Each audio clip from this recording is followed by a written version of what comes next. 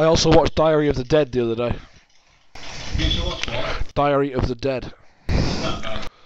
It's a George A. Romero zombie film, but it's sort of filmed from the point of view of the people in it, holding cameras.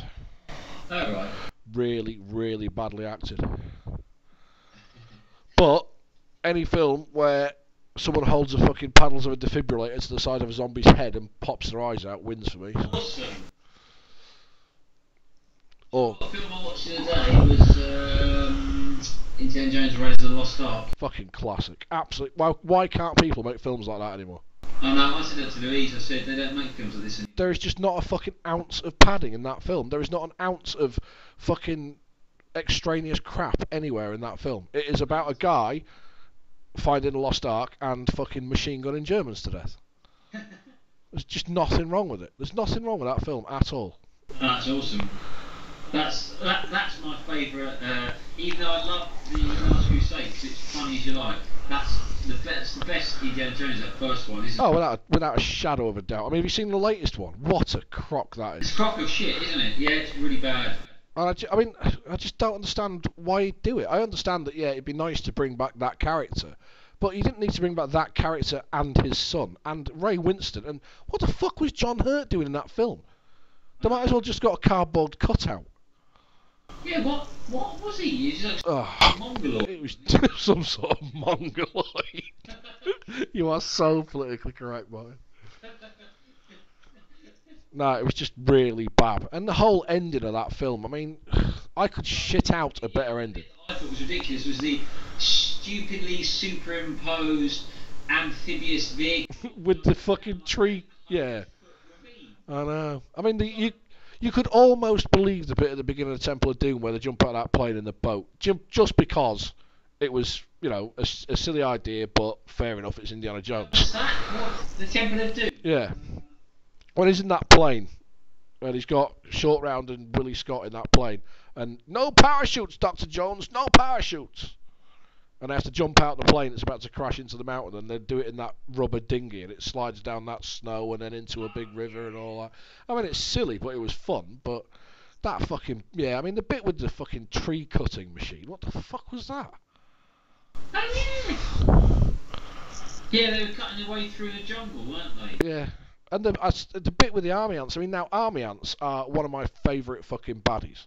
And they're they're not used in films as much as they should be. I love army ants. They're not baddies, they're just ants. But the thing, they were just totally overdone in that. I mean, they can strip a person to the bone in like half an hour, but only if they're laid there unconscious and, you know, not actually fucking trying to escape from them. They are, after all, only ants.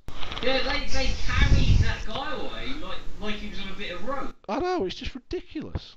Totally over the top and not needed for that fucking film. And they've ruined the franchise with that. Yeah. I'll never buy that on DVD because it will not stand next to the first three on my fucking shelf.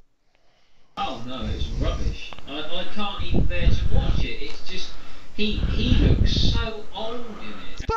That doesn't bother me though, because they make reference to that, and that's fair enough. I don't mind him looking old, but I mind the kid with the fucking hair and the bit where he's in a fridge and survives a nuclear explosion. I mean, do me a fucking favour. The whole point of Indiana Jones was that he was a guy, he was an archaeologist, who was a little bit tasty with his fists, but was constantly scared to death. You know what I mean? He was scared of snakes, he was scared of Nazis, he didn't like getting in fucking fights, but he ended up always having to, and he always managed to survive fights by pure luck.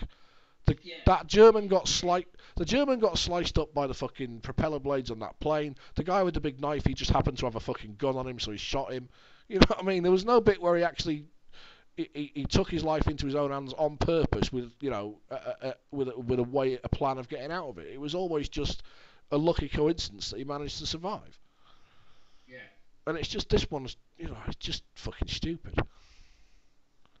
They're trying to be too clever with all these films where they're sort of harking back to the 80s. Like with the Terminator one, there was so many references to the old one that just weren't required. Right, you ready? Yeah, no. Because they want you to go. Oh yeah, yeah, that's good. Yeah, I just think they need to. I think we said in the email though, it's very similar to what's happening with a lot of games. It's, you know, it's like everything. The money is so important and it's so expensive that They can't just knock a film out like they used to. You know, it's like. No, but that's why things like the Blair Witch Project and stuff like that was so refreshing, because they were made for next to nothing, but they had an idea that worked. Yeah. And most people slagged off the Blair Witch Project, and that was fine. But I watched it, and I thought it was fucking brilliant. It scared the piss out of me. I watched it in a dark room by myself, and I thought it was brilliant.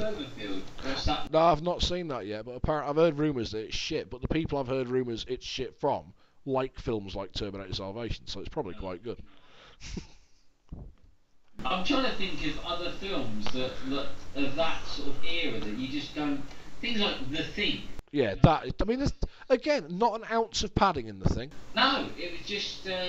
Brilliant characters, brilliant acting, brilliant storyline. You know, and they had a story to tell, and they went with it. And that was a remake of an old film, but it was nothing like the old film, and didn't even pay any sort of respect to it whatsoever. What was the old film, The Thing, like? Was it very similar or not? It was a good film, was The Thing. I used to have it on video. The Thing That Came from Another World, it was called, or something like that. The Thing That Came to Earth. But it was about plants more than anything else. Oh, right. It was good. It was well shot and stuff, and well acted. But it was just a B movie, you know. But they don't make films like. Well, I mean, obviously there's Star Wars, but they fucked that up. They fucked that up with the prequels. There's Terminator. There's Aliens. I mean, again, Cameron and Ridley Scott and stuff. People like that, before they sold out, were fucking geniuses. Yeah, but I think the problem is they've got computer graphics, and now they just think they can do absolutely anything. Well, they can. They can literally do anything on that screen, and that's fine. But if there's no fucking storyline to weave around it, what's the point?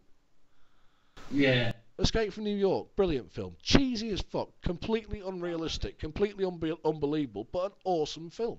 It's one of my all-time favourite films, Escape from New York. Yeah. Where Eagles Dare, again, not an ounce of padding, it's just people machine gunning people to death all the way through it, and the occasional fit bird with the babs hanging out.